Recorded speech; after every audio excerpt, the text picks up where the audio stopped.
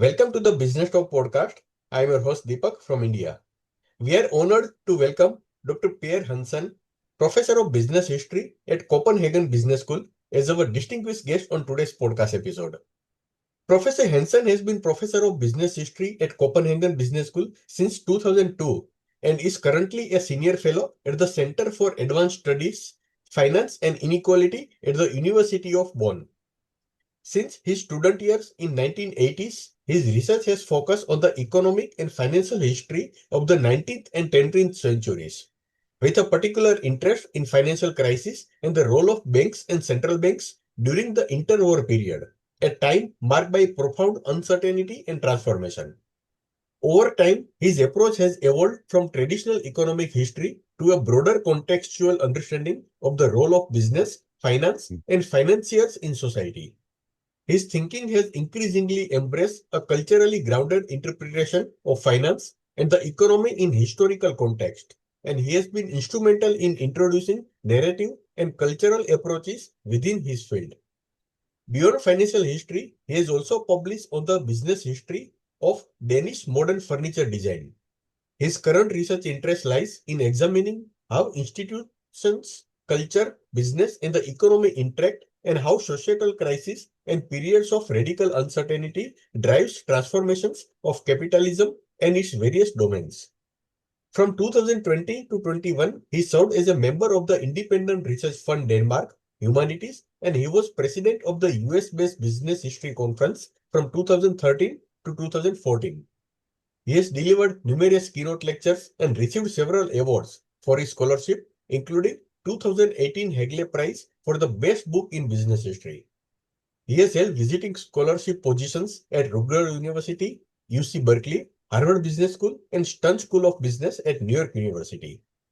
In this episode, Dr. Pierre Hansen shares insights from his acclaimed book, There Will Be the Devil to Pay, Central Bankers, Uncertainty, and Sensemaking in the European Financial Crisis of 1931. It's my pleasure to now welcome Dr. Pierre Hansen to the conversation. Dr. Hansen, we are truly honored that you have accepted our invitation and delighted to have you with us today. Thank you so much for having me. I'm pleased to be here. Professor, your book opens with Arnold Toynbee's warning that in 1931 people genuinely feared that the Western system of society might break down. How did this sense of existential uncertainty shape the actions and mindset of central bankers at that time? Yeah, I'm glad you asked that question because the Toynbee quote is one of among many things that made me really interested in this topic.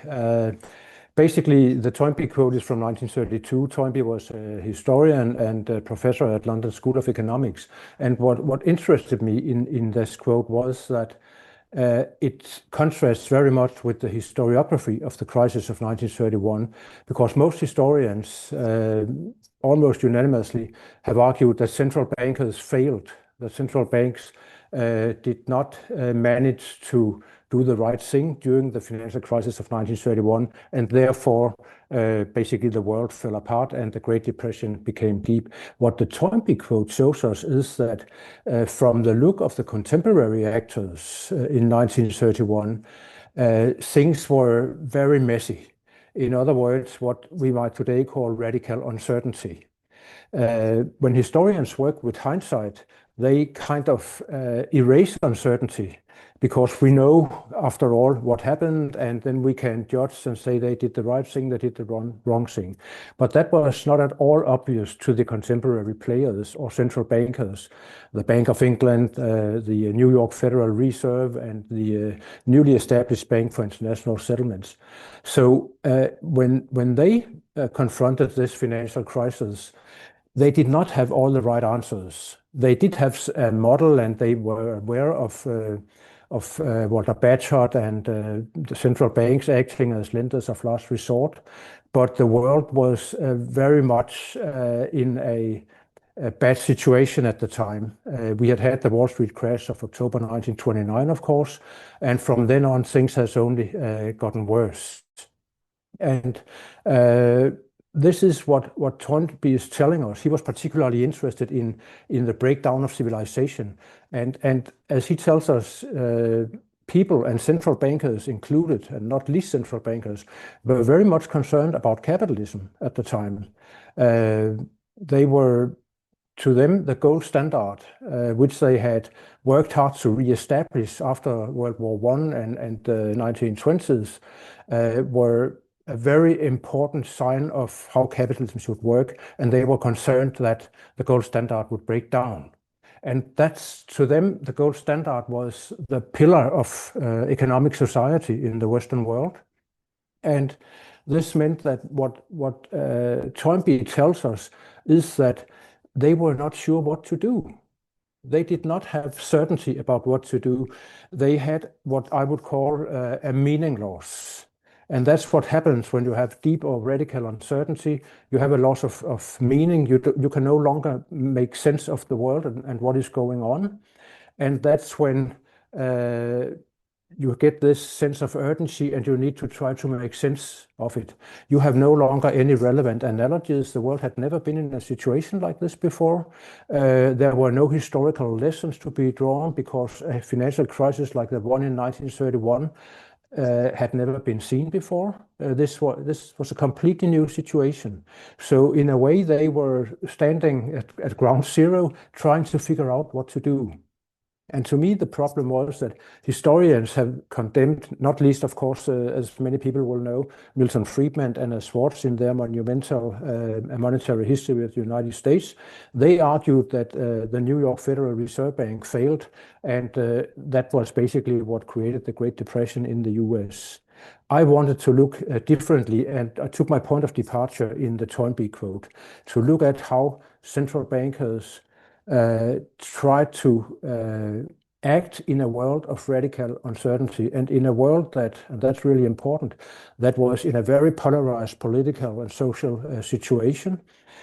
Following World War I, there was a lot of animosity between different nations, Germany, France, US, England. And you know, Germany had to, following the Versailles Treaty, they had to pay reparations, enormous reparations. France and England, on the other hand, owed enormous amounts of war debts to the United States. They had just gone through, Austria and Germany, that is, had just gone through hyperinflation. And there were a lot of international conflicts about the economy. So the point of departure for central bankers was that it was not at all easy to figure out what to do when the financial crisis hit in May 1931. Professor, you describe the 1931 crisis as a moment when central bankers struggle not just with financial contagion, but with the sense-making under radical uncertainty. How does your cultural approach differ from the traditional economic explanations of the gold standard's collapse? Yeah, when I say that I want to take a cultural approach, what I mean is that, for instance, that the market, the economy are cultural constructs. We behave in the economy and in markets in specific ways because of culture that we have gotten used to. And when we behave in specific ways as central bankers or as commercial bankers and so on, we constantly reconstitute the world as such. So there is no such thing as a free market. It's a nice idea, but it doesn't exist. It has never existed. Markets are historically constituted, and context matters. So that's my point of departure. And of course, what central bankers feared was that the kind of markets, the financial markets and so on, that they knew and had known since the 1870s, when the gold standard became prevalent in most countries, was not given by nature. It was not given by God. They had made it themselves, but they believed it to be the very pillar of society. And so when things started to fall apart, they could not make decisions like in an ordinary standard economic decision model, where you collect information, then you consider your options with that information, then you calculate how to optimize your utility, and then you make your decision. There was no way they could do that under radical uncertainty.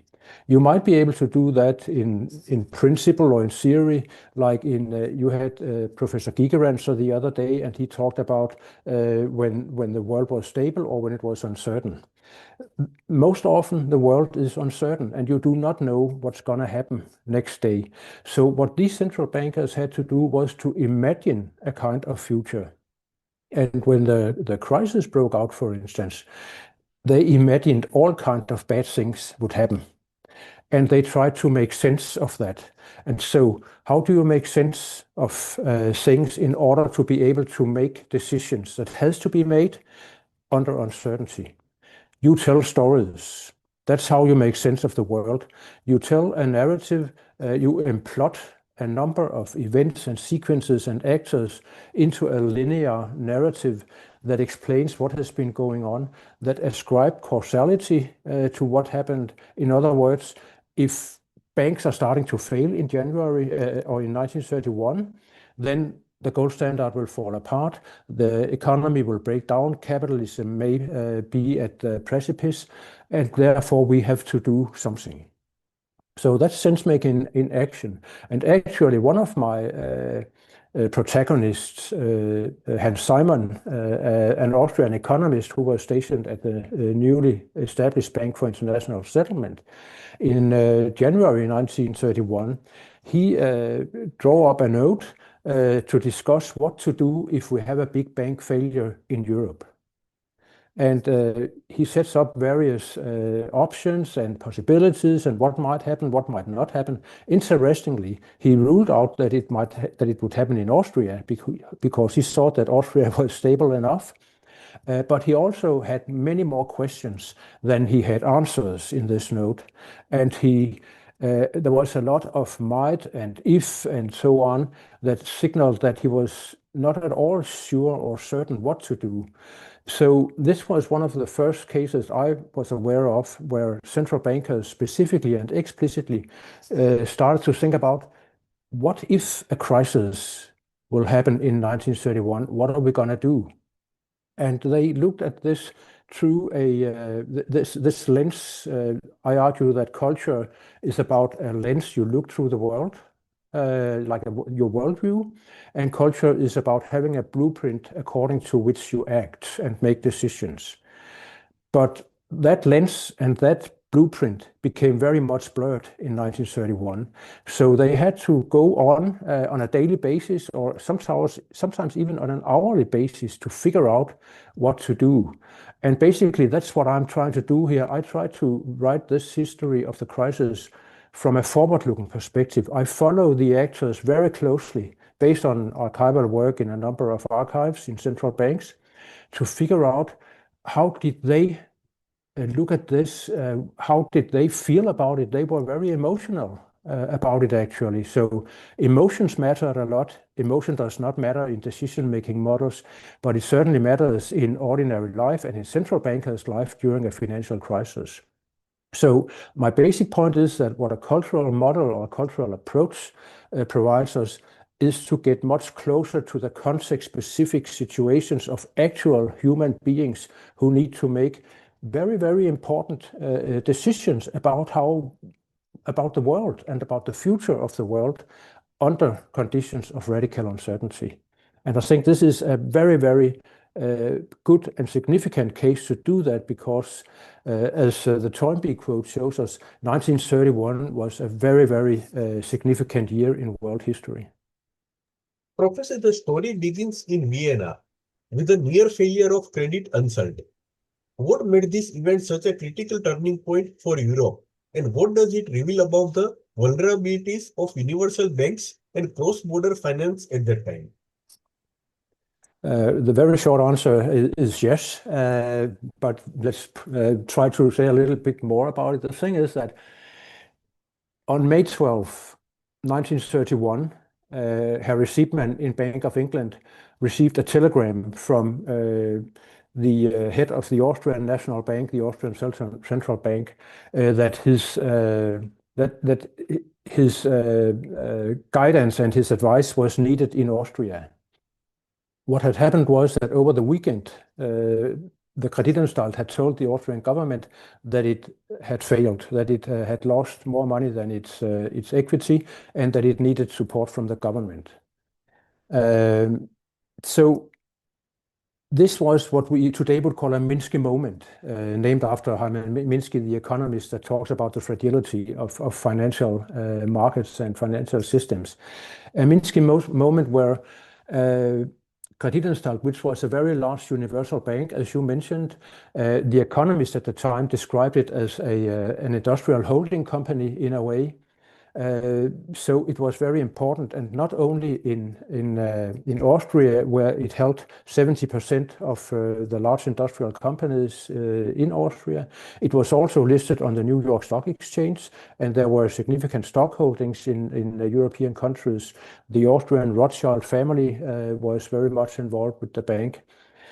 And the thing is that in the interwar period, Central Europe, Germany, Austria, not least, had become very much dependent on capital from the United States and from Great Britain.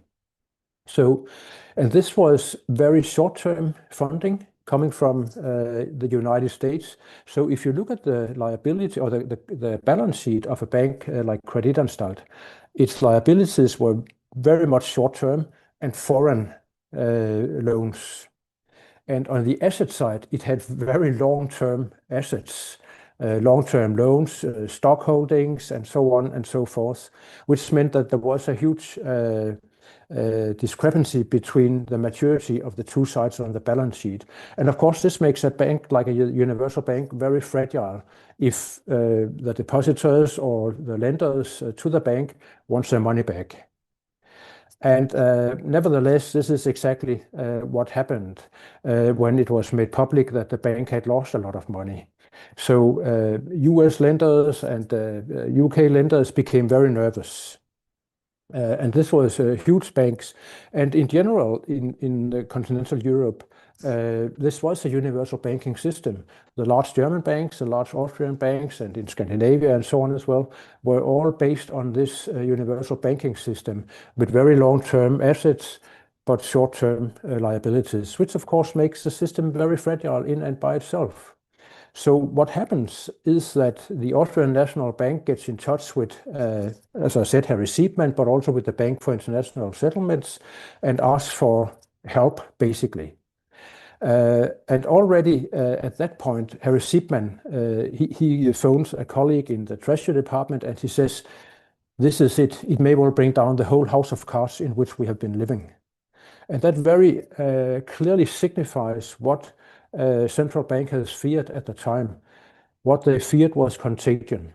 In other words, that the Kreditanstalt crisis would spread not only to Austria, to other banks in Austria, but to Germany.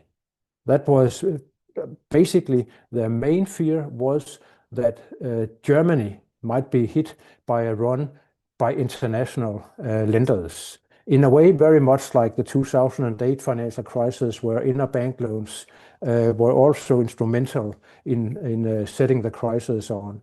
So what central bankers, and not least the Bank for International Settlements, did was that they started working towards reining in contagion to stop the crisis from spreading, in order to avoid a general European financial crisis that would include Germany, the largest economy, but also perhaps the most fragile economy, which had foreign short-term loans that were many, many times higher than the Kreditanstalt. Professor, you write about central bankers as a kind of epistemic community with shared beliefs and practices rooted in Bagge-Horst ideas and gold standard orthodoxy. How cohesive was this community in 1931, and where did it begin to fracture? Well, it was not a long-standing epistemic community. I argue in my book that it was an emerging epistemic community, and what perhaps I should first briefly explain what an epistemic community is. It's basically a community of people, for instance, central bankers or academic and a group of academics or other people, a community that looks at the world in the same way. that agrees on what is true and what is false, agrees on practices and so on. And for the central bankers, of course, this meant that the gold standard was what they were in the world to maintain and to keep safe. It meant that they had certain practices to maintain that gold standard. That is, if you was a surplus country, in terms of balance of payments, you would inflate your economy, and if you was a deficit country, you might do the other thing. And then it was supposed, this gold standard was supposed to be almost an automatic system that balanced balance of payment problems between countries. The thing is that for various reasons, France and the US did not live up to these rules of the game, as John Maynard Keynes called it. So there were certainly discrepancies, disagreements, and conflicts between central banks.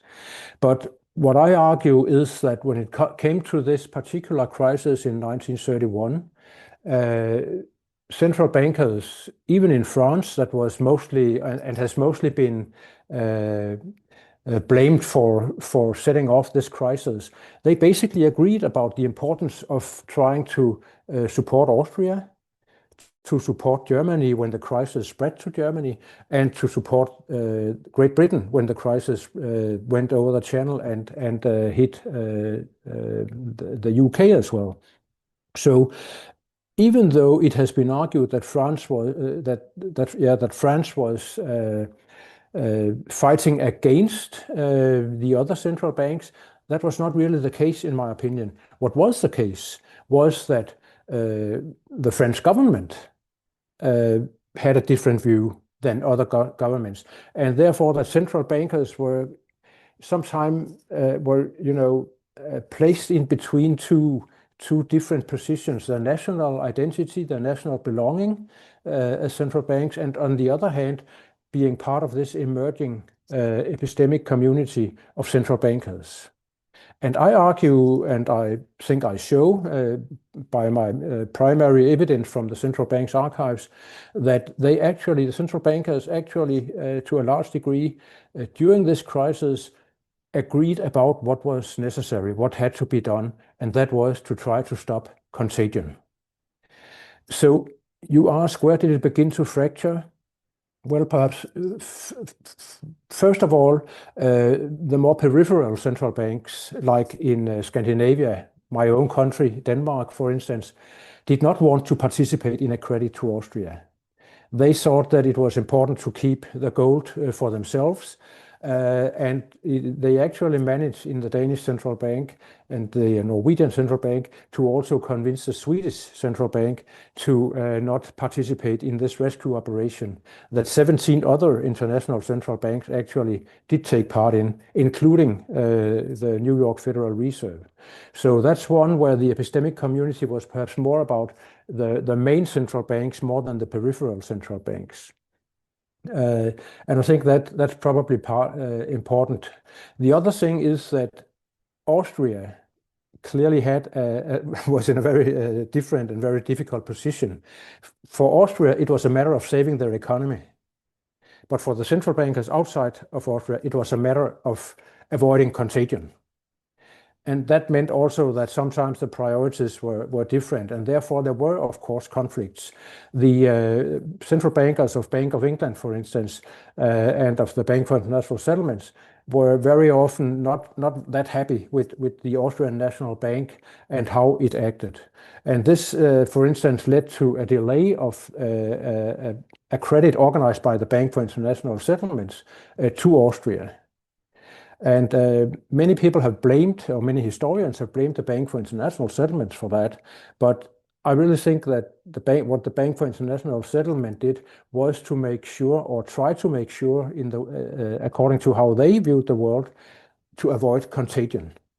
And they were actually successful in that. In the first place, in mid-June 1931, the crisis in Austria were more or less halted. Unfortunately, at that time, the crisis had already spread to Germany, not through means of money flows, but through psychology. The fear of contagion, the fear of foreign creditors and so on meant that now it was Germany's tour. And it's important to remember that this was not just a banking crisis. It was just as much a currency crisis. So there were run on the currencies as well. And that developed dramatically in Germany. And then in July 1913, the German bank Danat Bank was exposed to a run. And then, the worst fears of the central bankers, Harry Seidman, Montague Norman, George Harrison in the New York Fed, had come true. Now they had a completely different imagined future, and that was basically that capitalism would fall apart. Dr. Hansen, your analysis draws on narrative and cultural framework to understand how decision makers created stories that made action possible. Can you elaborate on how storytelling shaped policy during the crisis and what lessons that holds for today's central bankers? Yeah. My approach to this topic and more generally to my field of history and the world in general is that the world comes to us through narratives. So in this particular case, it means that you do not have a crisis, a financial crisis, before it has been imploded into a narrative. And I already talked about that, how you take certain events and implode them into a linear story that and an imagined future, that if this happens, if we have a big financial crisis in Austria, then it may spread to the rest of the continent and not least to Germany, and then all bets are off. And I mean, behind you, I can see the front cover of my book that says, "There will be the devil to pay." And that is actually a quote from another one of my protagonists, the British central banker, Francis Rudd, who was stationed to the Bank for International Settlements together with Hans Simon that I just mentioned. And during a time when Rudd, he was sent to Austria, to Vienna, to try to figure out what's going on here and how can we stop this crisis from spreading. And at what point in time he hears about an American bank, a big American bank that will not maintain its deposits and its loans to Austria. And he says in a telegram to the BIS and the Bank of England, if this happens, there will be the devil to pay. So there will be the devil to pay, or the house of cards will fall apart, are all about imagined futures and narrative fragments that kinds of make sense of what is going on. So if I should try to put it more put it differently, compared to an ordinary decision-making model, what happens here is that central bankers, a dramatic event happens, the Kreditanstalt failure, then they start to try to make sense of it. And they have various fragments, narrative fragments and events that they order into a sequence and make into a narrative, true narrative implodement. And at that point in time, they have an imagined future that if we don't stop this, then they are establishing causality, then this crisis will spread to Germany. It will take down Germany, the whole reparation system, but basically the whole Versailles Treaty will fall apart. There were also, of course, political struggles about that. And then it might spread to the UK, which at that point in time was the financial center of the world. And it may bring down the gold standard. And the world as we know it and as it has been working for more than 50 years will fall apart. So sense-making, I mean, my basic point is that every individual, every day, you and me included, go through the world trying to make sense of what's going on here. Again, it touches upon what Professor Gigerenzer said in your podcast a few weeks ago, that there is no system one and system two. There are human beings trying to figure out what's going on in the world, and they do that through sense-making and narrative implodement, and that is what enables them to act. If they don't have a narrative, they cannot act because they don't know what to do. So narratives provides them with an imagined future, with ways of dealing with the problem at hand, and therefore they basically enable them to act. And when you ask about, is this relevant? How does this relate to central bankers? I would say very much so. As a matter of fact, at the very end of my book, I discuss a little bit of this, and I show how Ben Bernanke, for example, arguing that if Congress does not come up with this TARP rescue package, as it was called, the Troubled Asset Relief Program, we won't have an economy tomorrow. That's pretty much like saying there will be the devil to pay. And there's actually one of the other academics that I rely on. I rely on a lot of other academics, of course, as usual. But Mitchell Abolafia has shown how central bankers during the 2008 financial crisis did exactly the same thing as I am showing in the 1931 crisis.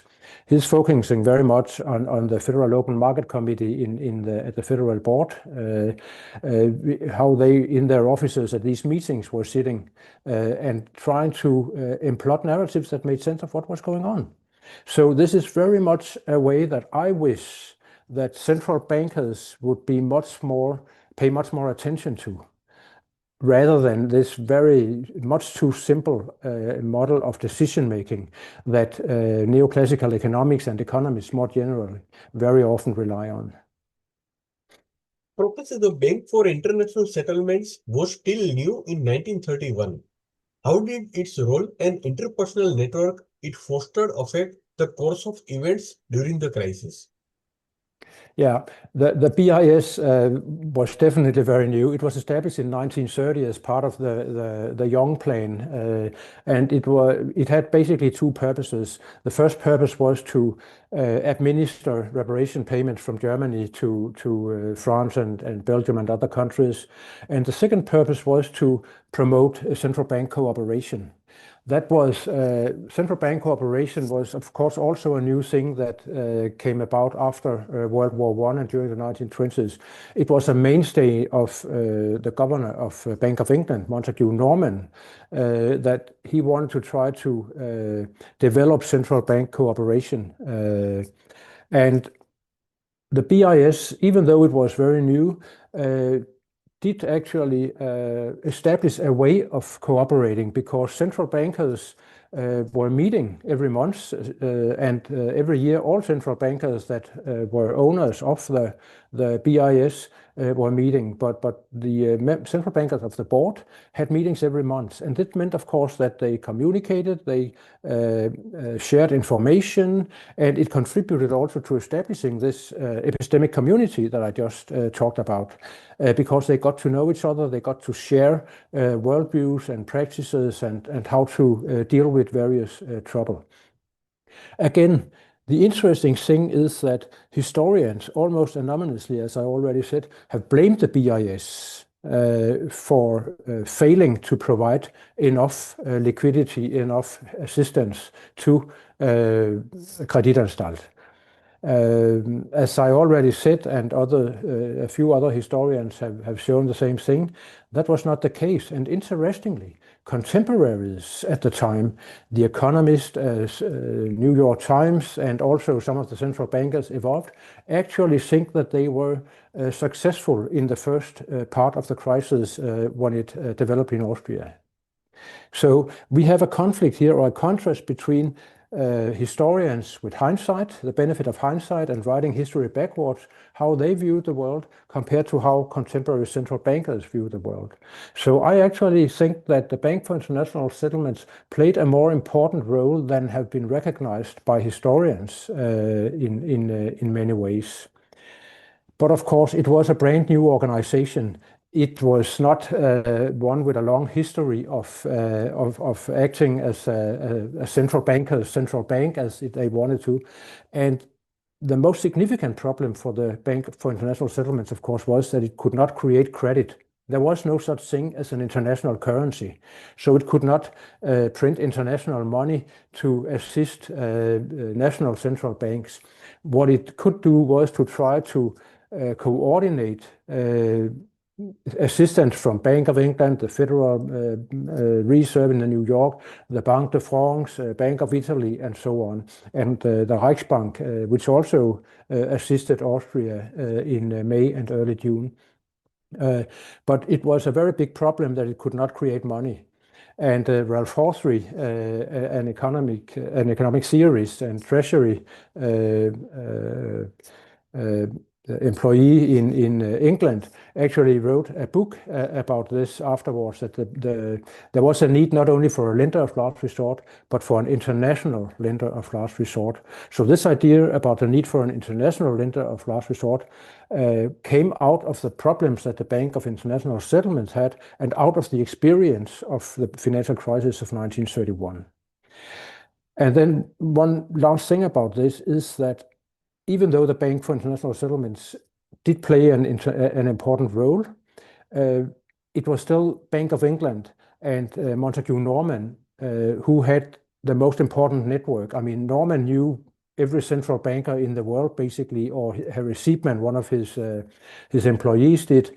So when it became difficult for Bank for International Settlement to intervene or to do something, then most people turned back to Norman and Bank of England and asked, could you help us? You have the connections. You have the connections to the Rothschilds. You have the connections to Morgan. Can you help us come up with a solution? For instance, in terms of a standstill agreement, which was also an important part of this crisis, to make private bankers agree not to demand their money back. And that was important. That was basically what Norman and George Harrison from the Federal Reserve managed to do in a number of cases. And that was very important as well. Professor, you recount how Bank of England officials imagined the entire system as a house of cards. What does this metaphor tell us about how they perceived fragility and how imagination influenced real policy? Yeah, I think we have probably also already covered a lot of that. But I think what's important to also notice here is that these metaphors were very important because they were part of, as I said, constructing these narratives about what was going on. But they were also very good at telling us how fearful they were, how much emotions, anger, confusion, ambiguity, all these emotions that you don't read about in economic textbooks or in financial textbooks, they played a huge role in this. And I think this is something that central bankers, again, need to recognize, to try to integrate into the way we think about the world when we think about radical uncertainty. We do not live in a perfect world. The markets are not perfect. They are all embedded in institutional structures and social structures. And so therefore, these metaphors tells us a lot about how central bankers, commercial bankers, and a number of other bankers felt. And I can give you a couple of other examples from Montague Norman. In March 1931, which is before the crisis broke out, he visited his fellow central banker, the governor of the central bank in New York, the Federal Reserve of Bank of New York, and on his way back home, on the ship on his way back home, Norman sent a letter to Harrison, where he wrote that conditions are perplexing, abnormal, and beyond understanding. And I mean, that very clearly tells us that they have no idea about what's going on here, but they use metaphors to try to make sense of this. The house of card metaphor is a way of saying that I'm afraid that this is going to fall apart. A few months later, when in the midst of the German crisis, Harrison sends a telegram to Norman and asks him what he thinks is going on with the Reichsmark and so on. There was a beginning run on the Reichsmark, and Norman writes back that he doesn't know because cause and effect cannot clearly be distinguished. So in other words, at that time, he was unable to establish a narrative that set up cause and effect, and therefore they really did not know what to do. So metaphors help that. There would be the devil to pay, or the house of cards is falling apart, are very important parts of making sense and construing narratives that can provide them with actionable knowledge that enable them to make decisions and actions. Professor, if we think about the global financial crisis of 2008 or more recent shocks, what parallels do you see between 1931's sense-making failures and the way modern institutions confront radical uncertainty? Yeah, first of all, I'm not sure I would call it sense-making failures because I don't think, I mean, if we say that central bankers failed, as many historians have done, then we need to measure it up against some, kind of a neutral measure, some way that we can say this is what they should have done. And of course, we can do that today, but does that matter? Because they were in a completely different situation, and we have to acknowledge that as historians, at least. So I think what did fail during this period of 1931 and the Great Depression more generally. And it's important to be aware that the Great Depression was not started by the Wall Street crash of 1929. What made the Great Depression great and deep was the financial crisis of 1931. I think most historians would agree with me about that thing. So what failed was neoclassical economics. Economic theory failed in 1931. And you could argue, and I'm very much aware that some economists would probably disagree with me, but you could argue that what failed in 2008 was also economic theory. The idea of efficient financial markets and the modern finance and what came with it, that financial bubbles cannot occur and so on. That idea failed in 2008. Queen Elizabeth asked the prominent economist at LSE, why did you not see this coming? Just like in 1931, they saw something coming they had some vague idea about that the world may be coming to an end right now. But in 2008, we were all happily, going towards disaster. No one saw it coming because economic theory failed. The failure of models, the failure of theory, basically you can put up on radical uncertainty against what economists mostly use, and that is risk. The idea of risk based on an ability to, based on model, to calculate the probability of a number of future outcomes. That's what failed, because uncertainty was actually what we faced, what societies and central bankers faced. They did not face risk, they faced uncertainty. And I wish for bankers, commercial bankers, universal bankers, central bankers, and financial economists to be much more aware of uncertainty, and in a way that they need to be aware that radical uncertainty cannot be modeled.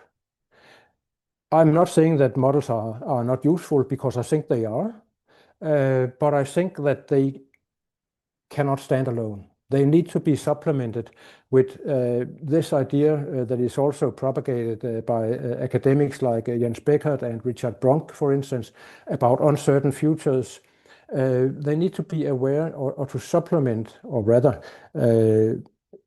again, models cannot stand alone. You need to be aware that you need to try to imagine the future. You need sense making. You need to know how to make sense.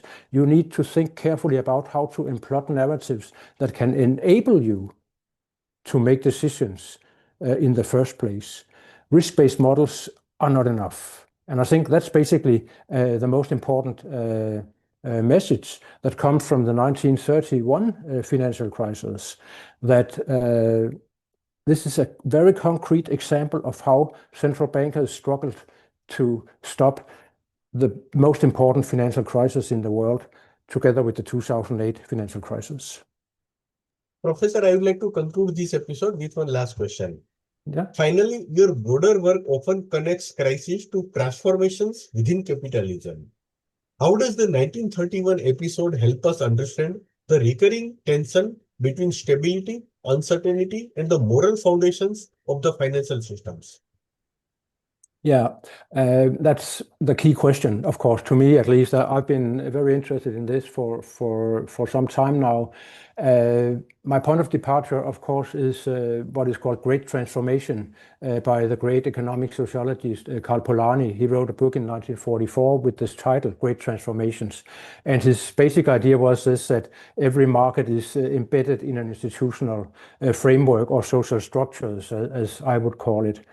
Um, I think over the last 100+ years, we have had three great transformations in society, and in two of them, finance was instrumental. The one was in the interwar period. We had a great transformation during the 30s, and when we came out, or when Western societies came out of the Great Depression and the Second World War, we had a completely different system. The social state, I would call it, based on Keynesian ideas and so on, and the neoclassical ideas had been scrapped completely. So this was a great transformation where institutional frameworks and social structures were completely changed. Shift in the dominant narrative about how capitalism should work and how it did work, shift in power structures and social networks, shift in regulations. The institutional structure, finance were much more heavily regulated in the post-war period than before. So that was the first great transformation. Then we had a second one where finance really didn't matter a lot, but where Keynesian economics did not have a response to what was going on. And that, of course, was the stagflation crisis and the industrial crisis of the 1970s. That led to a great transformation, almost like a reversal back to neoclassical economics and ideas with the so-called neoliberal transformation, where financial markets were deregulated. And then there were a number of years or decades with globalization and the Washington Consensus and the ideas that from financial economics that financial markets were efficient. And then finally, we are in the midst of the third large or great transformation right now.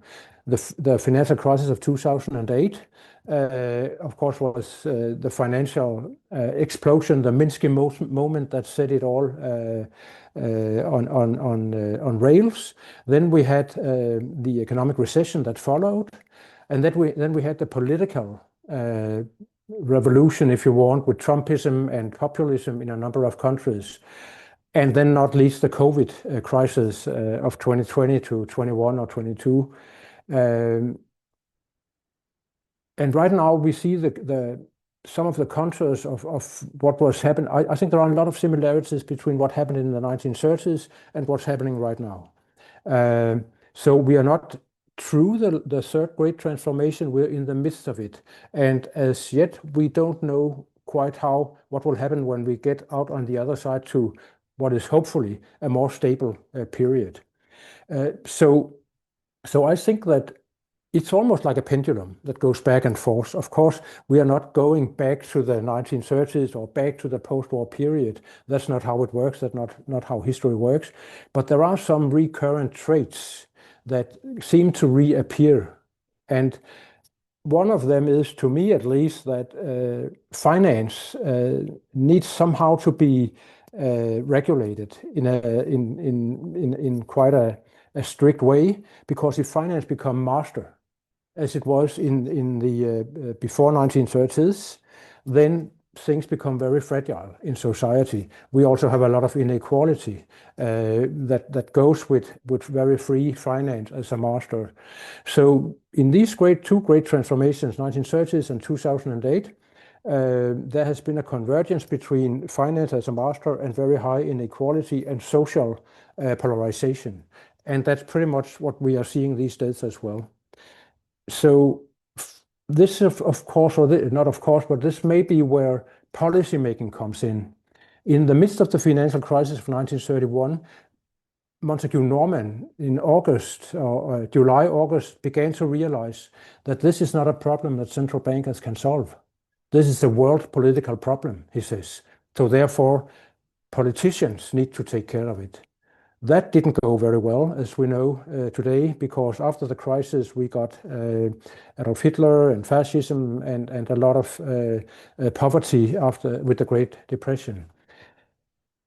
It seems to me that today as well we need a narrative, we need a vision, an imagined future that will take into consideration the majority of people's need for social security and so on and so forth.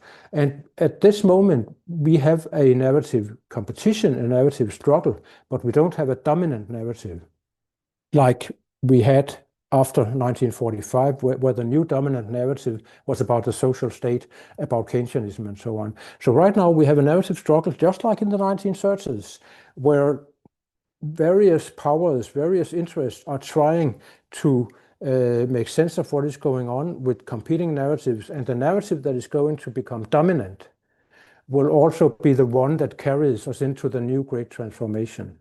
What that's going to look like, well, that's an imagined future that a lot of people are arguing about right now, and we're trying to make sense of all the radical uncertainty that we're living through now. That's how I see the world. I think that's how the 1931 crisis can help us understand what is going on right now.